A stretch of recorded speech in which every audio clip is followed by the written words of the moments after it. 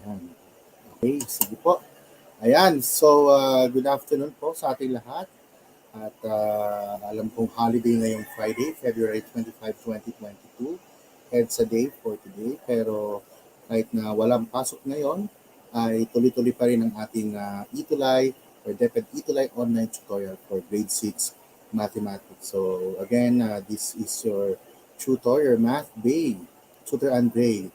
And of course, syempre nasa likod ko rin si Tutor Prince. Hello po ulit, Tutor Prince. Ayan, siya ang aking magiging director muna for today, no? So, ayan. So, welcome to our DepEd Itory Online Tutorial for Grade 6 Mathematics. So, bago mo tayo magsimula, mabilis ang bati muna tayo. Ayan. Simulan natin kay Angelic Marie Salazar. Good afternoon po. Watching from Marilao Central Integrated School, Marilao North District. Ayan.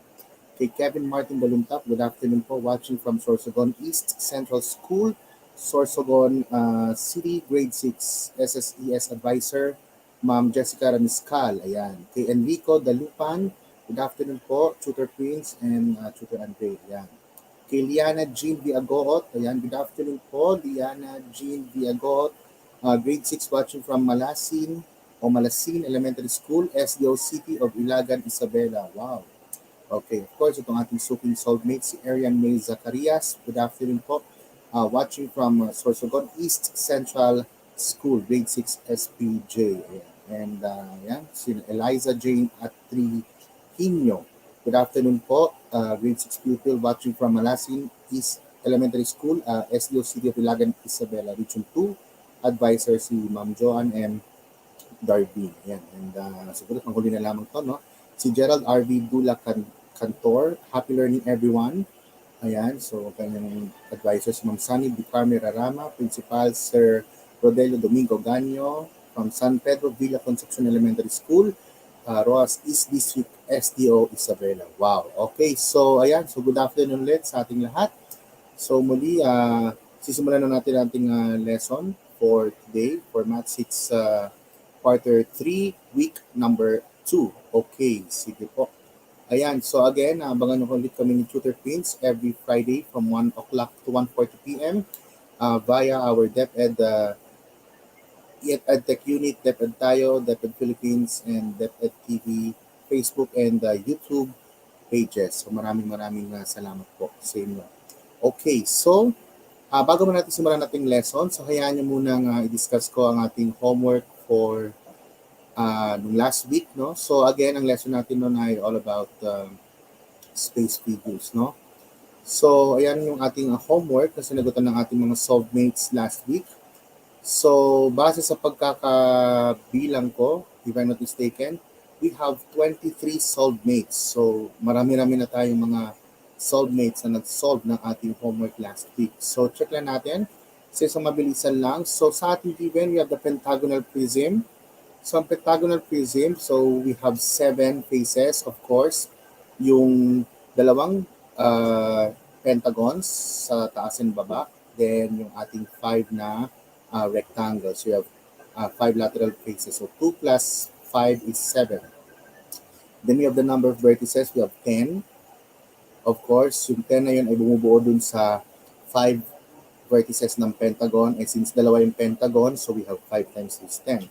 And of course, for the number of edges, of course, we have 15. So we have 15 because yung dalawang pentagon, then yung side or edge connecting the two pentagons. So we have 15. Okay, similarly, we have the octagonal prism. So ganun lang din. So bases natin ay dalawa. We have 2 octagons plus 8 lateral faces kasi we have there 8 rectangles. So we have 10. And of course, we have the number of vertices ng ating octagonal prism. So we have 8 vertices for the octagon. And since dalawa yung ating octagon, so it follows that we have 16 vertices. And lastly, for the number of edges, so yung 8 sides ng octagon, since dalawa, we have 16. And then, yung mga patayo na nagkakabit sa dalawang bases. So we have another 8. So that is 24. So we have 24 edges. And based on the given prisms, so we have here a pattern. So kung napansin niyo yung ating pattern, ay ito yung kailangan nating sundin or kailangan ninyong malaman para ma-determine niyo yung number of faces, number of vertices, and number of edges ng isang prism. And in general, ito yung ating formula. So for any prism with a base of n sides, so kahit ilang sides pa yung base ng prism, kay pentagon ba yan, hexagon, heptagon, octagon, and so on. So we have the following formula. So for the number of faces, we have n plus 2. Again, n represents the number of sides of the base.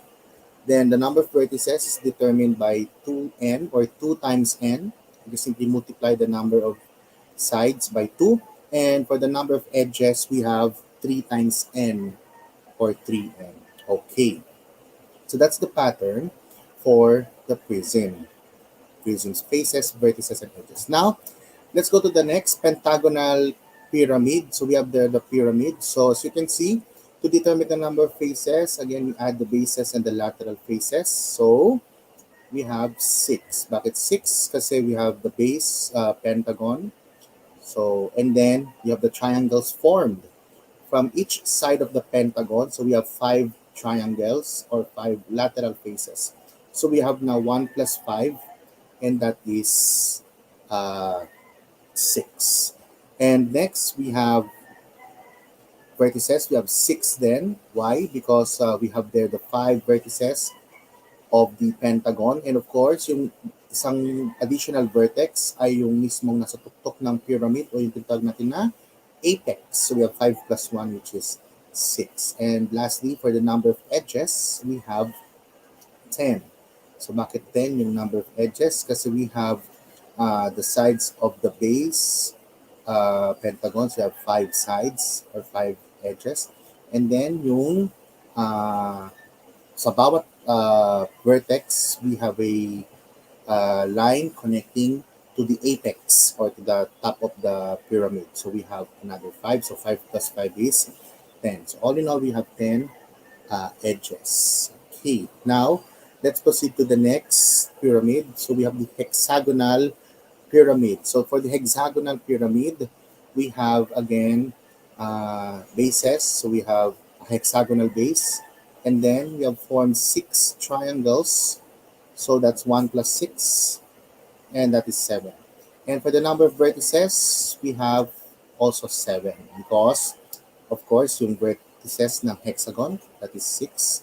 And the last one, or the one vertex, is the point on top of the pyramid, or ito tawag ulit natin na apex. And lastly, the number of edges is 12. Bakit 12? Kasi we have the sides of the hexagon, 6, and then yung mga from each vertex we have formed a side connecting to the apex. So that 6 plus 6 equals 12. And as you can see, do you notice a pattern based on the given pyramid? So kung na-determine niyo yung pattern, ito yung ating mga formulas. So in general, for any pyramid with a base of n sides, we have the following. So number of faces is n plus 1. The number of vertices is also n plus 1. And the number of edges is denoted by 2 times n, or simply 2n. Okay, so that is how to determine the number of faces, vertices, and edges of any pyramid with a base of n sides. Okay, so hopefully, nakuha ninyo yung ating homework. Ayan. And again, ito yung ating mga solvemates. I-recognize natin for today. So for the duties of the week, so by the way, may nakaligtaan akong banggitin nung last week. Yung ating quarter to finale, duty of the week ay si Maria Riana Meticia T. Sempron. Ayan, so ating soulmate, congratulations. And of course, yung ating mga duties of the week na nakasagot ng ating homework last week ay gaya nga nasabi ko, we have 23. So for the record, ito na yung pinakamadami so far. So kung may gusto pang humabol, pwede pa namang humabol. Wala namang problema sa amin. Okay, mas maganda kung marami-rami tayong mga nakikisali. Okay, so sino-sino nga ba yan ang ating mga duties of the week? Sila ay sina, ayan. So bilis ako na lang si Gerald R.V. D. Cantor, si Gracie N. Kionisala, si Arian May B. Zacarias, si Nerwin P. Negal Jr., si Gwyneth Angeline L. Tolentino, si Adrian Ray D. Rivera, si John Vincent A. Gadi, si Ian Gail R. Dilay, Kevin Martin J. Doluntap. So may mga bago mukha tayo ng ating soulmates. Ayan. Si James Joseph E. Bumatay, si Henry Stephen P. Kadapan, si Alia Judiel B. Javier, si Carl Yuan S. Marasigan, si Jeric Johan S. Ramirez, of course, si Maria Riana Mitisha T. Sempron, si Princess Lorraine T. Del Rosario, si Enaj Erica J. Galang, si Lorraine Jewel M. Damitan, si Tristan Uriel M. Cruz, ayan, naka-PE uniform ko siya, from Santa Cruz Elementary School, si Rihanna A. Abadier, si Alessandro B. Sandoval, Marico Asia G. Vasquez, and lastly, si Ivan Joseph C.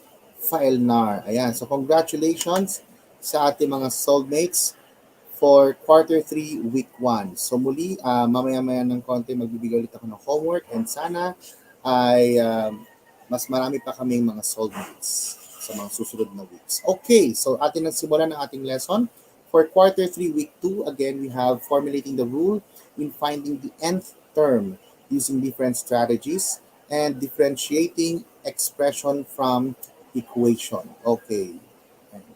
So, hopefully, nakita po yung lesson natin sa ilalim ng screen. Ayan. Okay. So, again, special thanks to our division office for lending us the module na ginagamit po natin for today. So, we have the development team of the module. So, maraming salamat po sa inyo. Ayan. Of course, of the author, editors, reviewers, and manager. Okay. So, what are the objectives of the lesson? So, after this session, you're expected to formulate the rule in finding the nth term using different strategies. So, either you look for a pattern, guessing and checking, and working backwards. And you may differentiate expression from equations. So, later on, we'll have to discuss that. Okay, so let's have our first lesson. We have formulating rules for sequence. So, what is sequence? So we will be discussing that later on. So how do you formulate rules of a sequence? Okay. So let's start with the recall first. Ayan. So kindly use your chat box to chat or to tell me the answers to this. So what are the first 5 multiples of the following? So 4, 7, and 8. Sige nga. Recall lang tayo. So what are the first 5 multiples of 4, 7, and 8? Sige, mabilis lang tayo. Ayan. So may sumagot na si Tristan Uriel Cruz. I think he is referring to 8.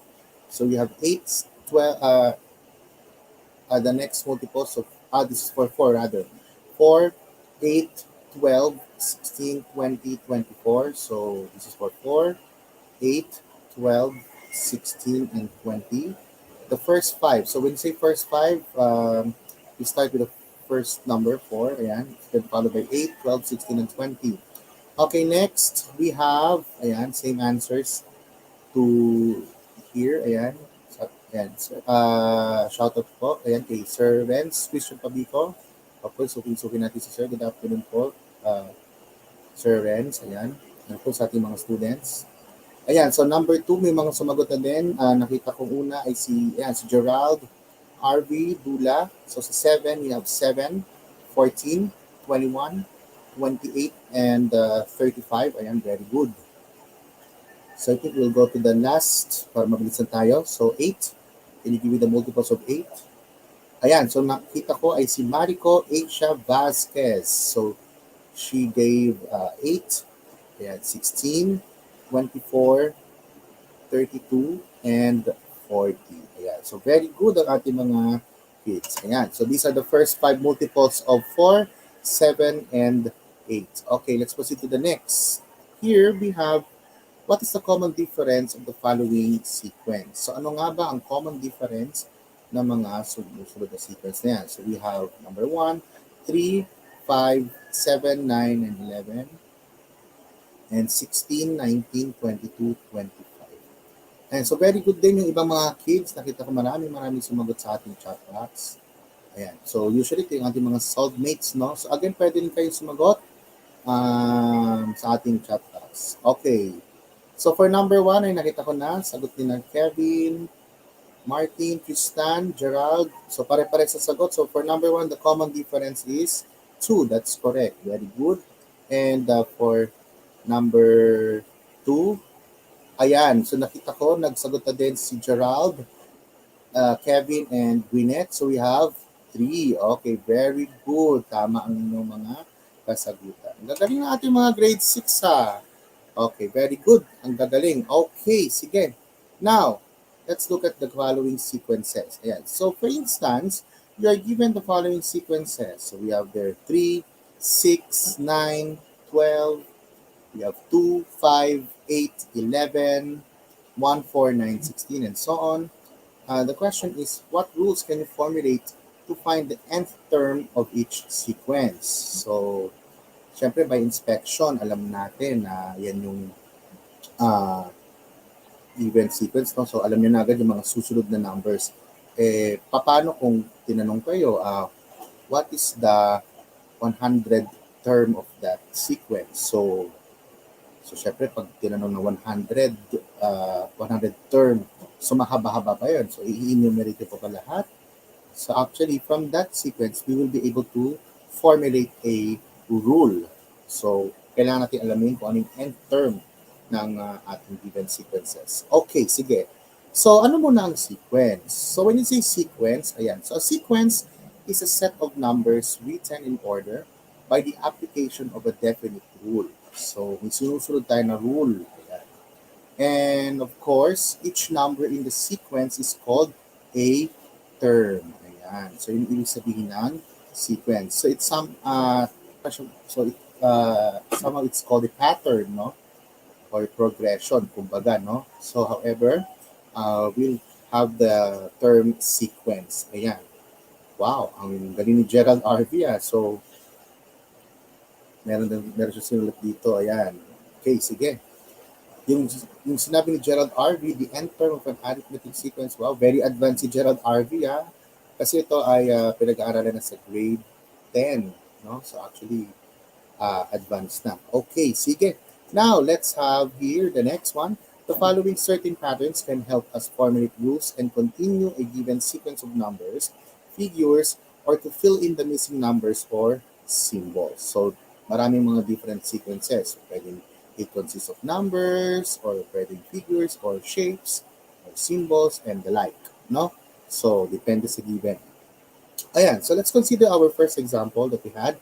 So, we have the sequence 3, 6, 9, 12. Okay, so we have here a table. So, let's formulate the rule. And once we formulate the rule, we will be determining the nth term rule. And from that nth term rule, we will be getting also the next 3 terms. So, say natin, kids. Okay, so how do we formulate the rule? So, what have you noticed with the given sequence? So, ano kaya ang rule na pwede natin mabuod siya? So, we have 3, 6, 9, and 12. Sige na. So, based on the given, so look for a pattern. So, from that given sequence, you will look for a pattern. So, notice that every term after the first is obtained by adding 3 to the number preceding it. Diba? Kaya kung mapapansin nyo, yung 3, so simula tayo sa 3, pag nagdagdag tayo ng 3 or we add 3 to 3, so 3 plus 3 is 6. Diba? And similarly, if we do the same rule, we add 3 to 6, so we have 6 plus 3 equals 9. And so on and so forth. So 9 plus 3 is 12, then so we add by 3. Ayan. So that is the rule. You have 0 plus 3 equals 3, that's the first term. 3 plus 3 equals 6, that's the second term. 6 plus 3 equals 9, that's the third term. And 9 plus 3 equals 12, that's the fourth term. Okay, now, also, notice that we can also multiply the term number by 3. So, when you say term number, yun yung position ng ating given term, no? So, for instance, since 3 is the first term, so the term number is 1. So, we have 3 times 1, which is 3. Again, 3 is the first term. Then, we have the second term. We have 3 times 2 is 6. As you can see, 6 is the second term. So the term number is 2. Then followed by 3 times 3 is 9. That is your third term. And we have 3 times 4 equals 12. And that's the fourth term. So from that, what have we noticed? So we have formed the rule. So we have make the rule. So ano yung rule na pwede natin magawa?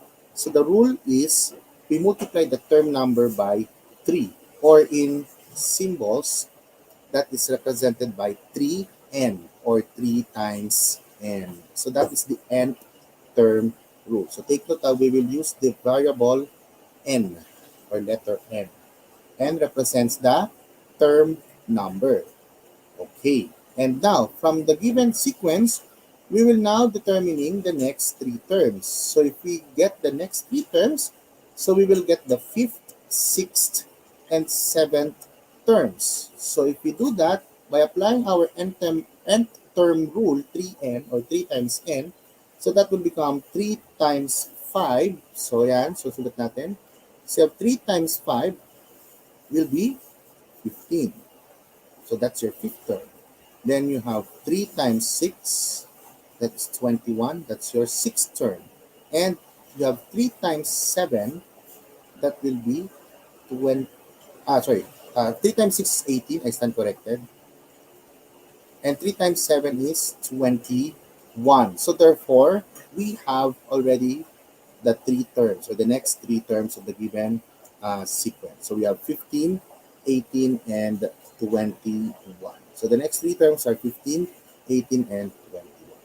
So hopefully, nakuha ninyo kung paano ang pag-apply ng n-term rule and to get the next terms. Okay, so let's have the next example. So let's have the sequence 2, 5, 8, and 11. Okay, so again, what have you noticed with the given sequence? 2, 5, 8, and 11. Okay, so when we formulate the rule, so we can do working backwards. So by working backwards, notice that the pattern is formed. Ayan. So we subtract 3 to get the next term on the left. Ayan. So as you can see, so kung mag-work backwards tayo, so instead na magsisimula tayo sa 2, magsisimula tayo sa 11. So we have 11 minus 8 is 3, then 8 minus 5 is also 3, and 5 minus 2 is also 3. And as you can see, you have that. Ayan. So napansin ninyo, nag-working backwards tayo. Okay, and also, aside from working backwards, you can also use the guess and check strategy. Or in other terms, hindi nito tawag natin na trial and error. So we have the guess and check strategy. So how do we do that? So let's have a guess. So ito ay trial lamang, no? So let's have first 3n plus 1. Since meron tayong difference sa 3, so let's have 3n plus 1. So if we try to check 3n plus 1, so if we replace n by 1, so again, 1 there for n represents the term number. We are referring to the first term of the given sequence. So if we replace n by 1, so that will become 3 times 1 plus 1. So applying the order of operations, so 3 times 1 is 3, plus 1 is 4. So obviously, uh, hindi yan yung ating first term. Kasi dapat ang first term natin ay 2. So therefore, this rule is incorrect as we check the first term. So let's try to guess another rule. So let's have another rule. Let's have 3n minus 2. So if we try 3n minus 2, so again, we replace n by 1.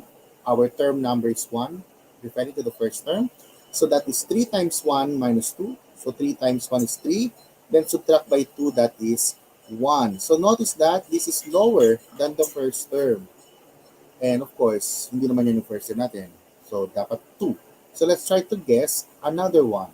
Okay, so let's now have 3n minus 1. Okay, so if we try 3n minus 1, so again, replace n by 1 to get the first term. So that is 3 times 1 minus 1. So 3 times 1 is 3.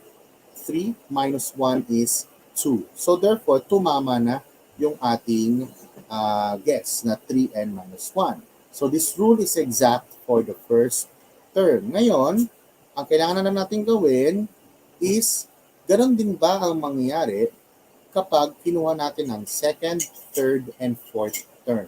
So let's try to check the remaining terms. Okay, so from there, we now have the following. So to get the second term, we replace n by 2. And for the third term, replace n by 3. And to get the fourth term, replace n by 4. So if you do that, that will be 3 times 2 minus 1. So that's 6 minus 1, which is 5. So tama, second term natin ay 5. And if n is 3, so that is 3 times 3 minus 1. So 3 times 3 is 9.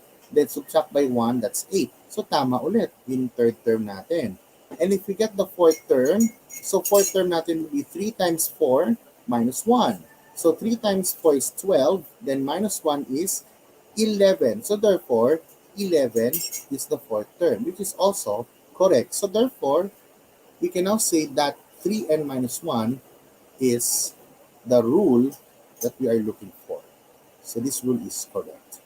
So yun ilalagay natin, 3n minus 1.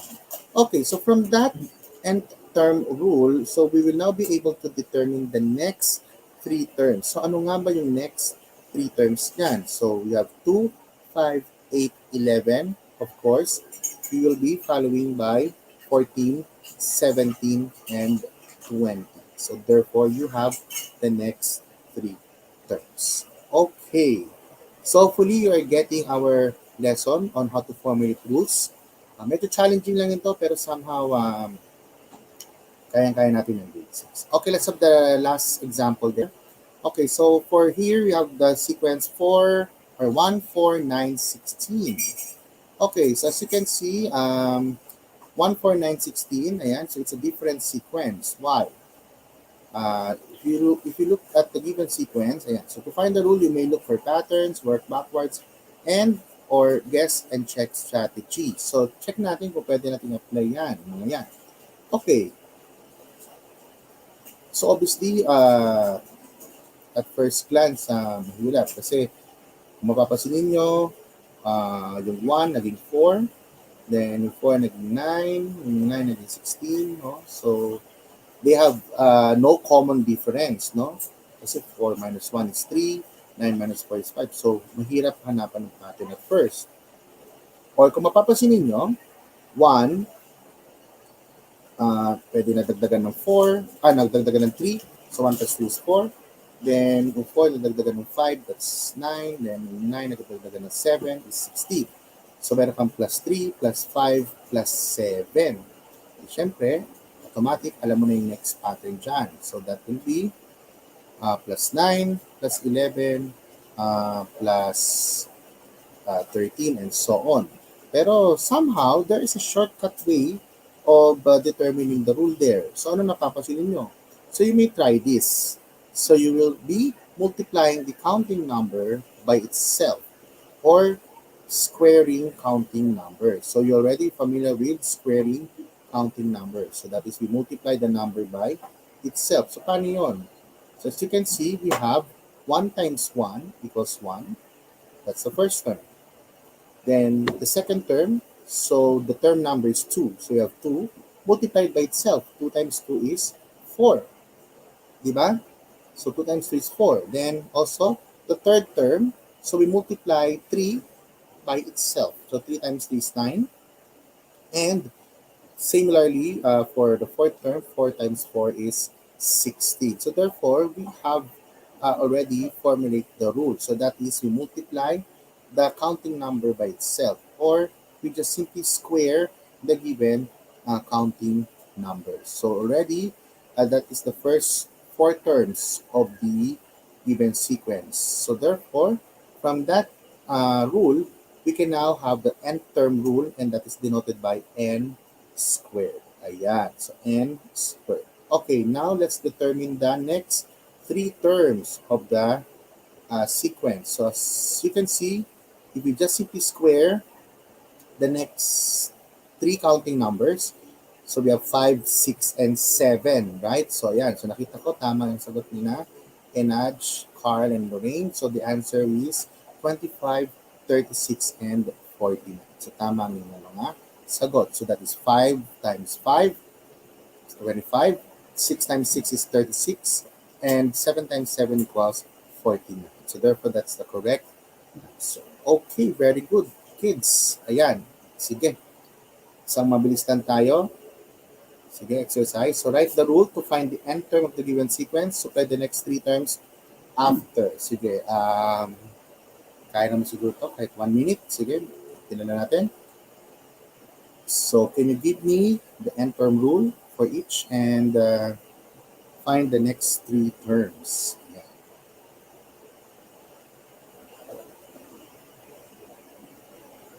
You may answer any of the following if you want to, para alam niyo kung ano yung mga magiging sagot natin. Okay, so may mga sumagot ba? Ayan, so nakita ko, si Enaj nagsagot na ng next three terms.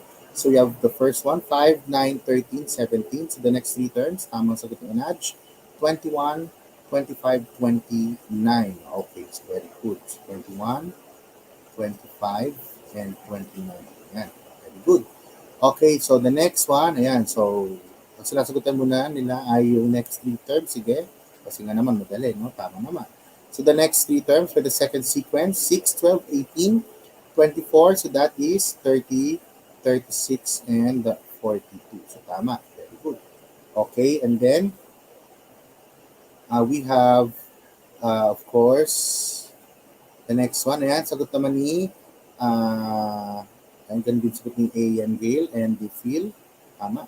So next naman, ayan, so si Enaj ulit. So ang third sequence, ang next three terms ay negative 15, negative 20, and negative 25. So tama din yung sagot for the third sequence. Now we are going to get or to give me the next three terms or the nth rule for each sequence. Sige, ano kaya yung nth rule sa first, second, and third sequence? Okay, so according to Tristan, n minus 5 daw ang, I think he is referring to the third sequence, n minus 5. Okay, kung n minus 5 yan, kasi kung mapapasin mo, Tristan, class, if n is 1, so the first term is 5, no? So n is 1.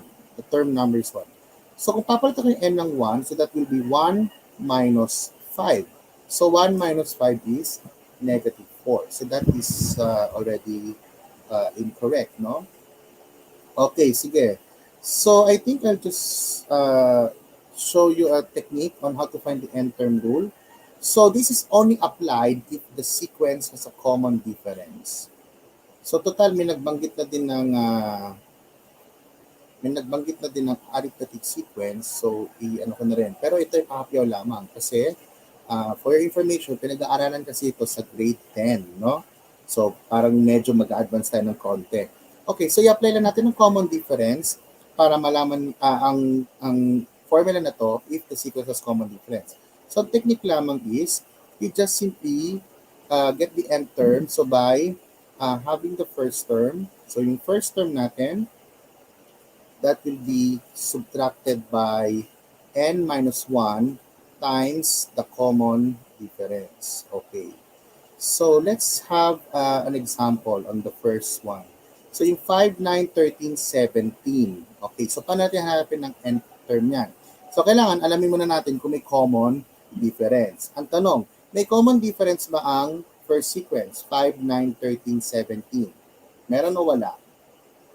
So obviously meron, no? So the common difference is 4. Diba?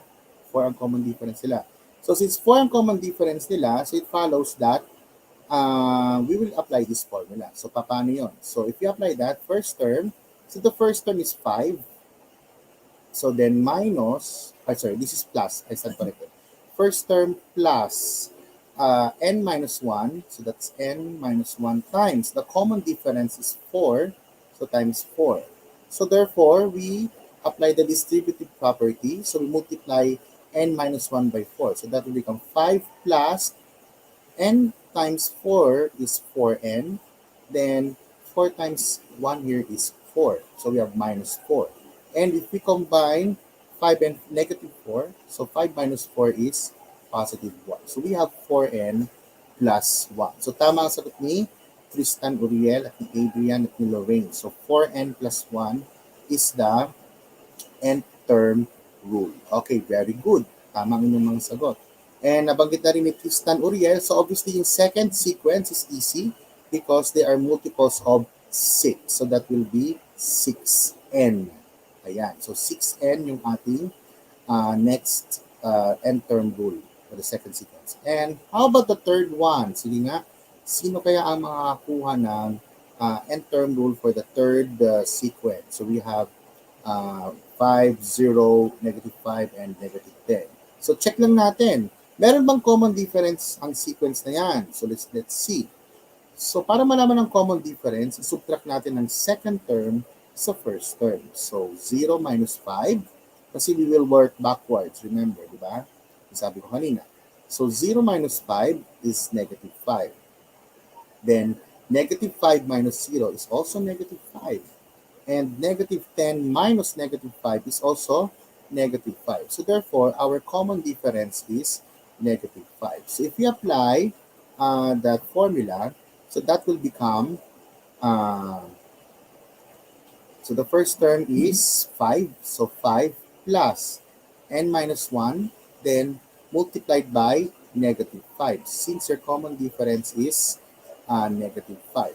So therefore, we apply the formula. So 5 plus, okay, multiply negative 5 by n. So negative 5 times n is negative 5n. And we multiply negative 1 by negative 5. So negative 1 times negative 5 is positive 5. So therefore, we now add 5n, 5. So 5 plus 5 is 10. So therefore, we now have negative 5n plus 10. So we have negative 5n plus 10. Or you may interchange, we have also negative 10 minus 5n. Still considered our final answer. So therefore, hopefully, you already know how to get the nth term and the next three terms. Of course, again, that formula can be applied only if the common difference or even sequence natin ay may common difference. Okay, sige. So let's now proceed to the next. Okay, kasi ilang minutes na lang. Pala yung mga sagot. Okay, so tama naman.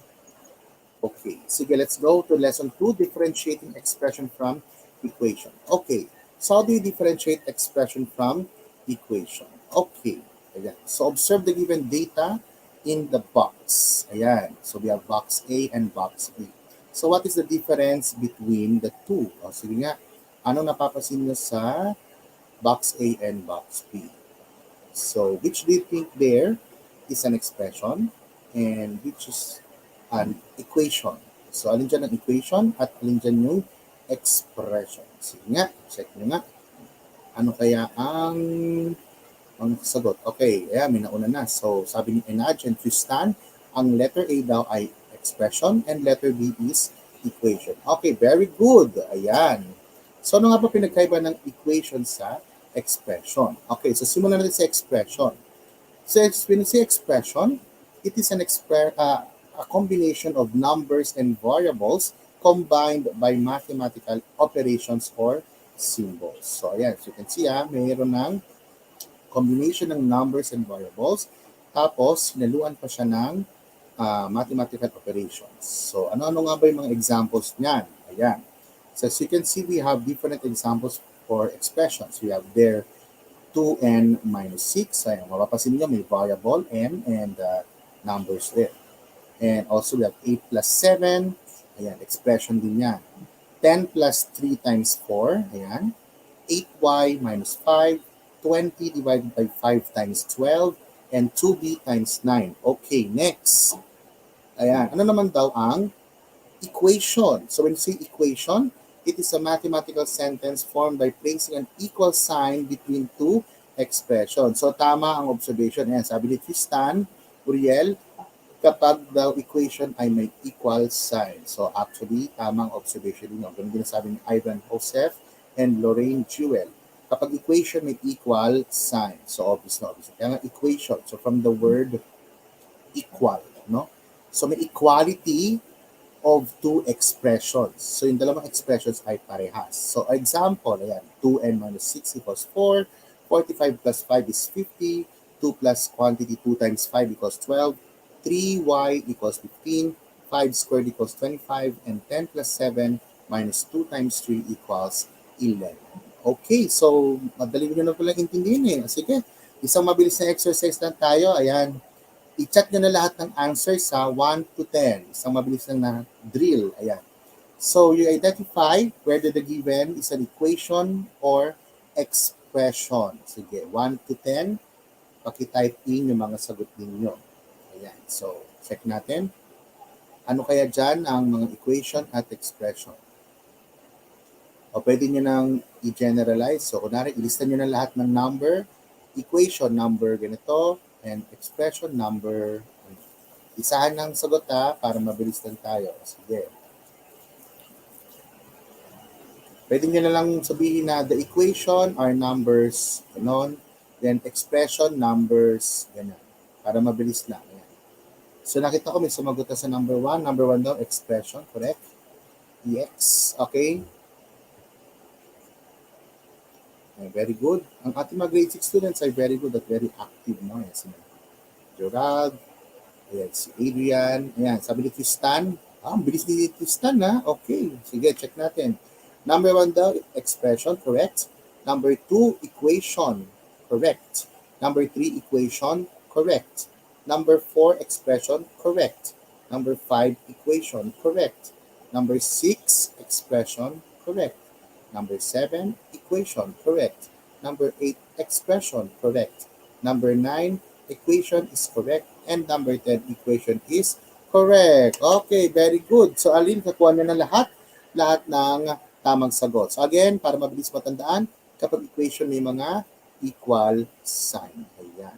Kasi nyo naman, binilugan ko na para madali nyo nang makita.